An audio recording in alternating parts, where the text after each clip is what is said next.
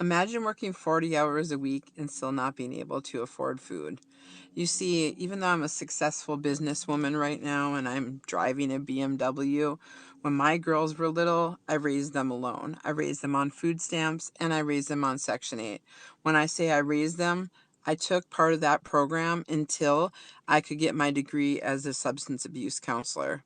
But the one thing I never in a million years thought I would hear myself say in the United States of America, the daughter of a Vietnam veteran, is the fact that we're fucking with elderly people and we're fucking with children. See, many of you are going to see this and be like, well, I'm not on food stamps and it doesn't affect me. But let me educate you really quickly on how it's going to affect you. So for every 50 cents a person who's on SNAP benefits spends at the grocery store, it affects our economy from $1.30 to $1.80. What does that mean? The minute that food stamps are cut off, guess what's going to happen in the stores? Food costs are even going to go higher and higher and higher.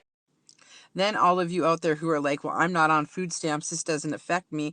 Let me show you how it's going to affect you. They're going to start laying people off from grocery stores because they're not going to be able to afford them. They're going to start laying off truckers because they're not going to need to move food across the country. They're going to have to lay off people at gas stations because guess what? The truckers aren't going to need gas anymore. You're not understanding the bigger picture here. Again, let me go back to the fact that the unspoken thing in the United States of America is we don't fuck with children and we don't fuck with elderly. Well, guess what? We just did. First time in American history, a president does not give a shit about the people in this country. A third of Americans, do you know a third of Americans that are on food stamps are all hardworking American citizens? They're all legal, they're all doing what they're supposed to do, and they still can't afford to feed their family. So when you're laying down at night in your gluttonous ass and you're thinking this doesn't affect me, wait.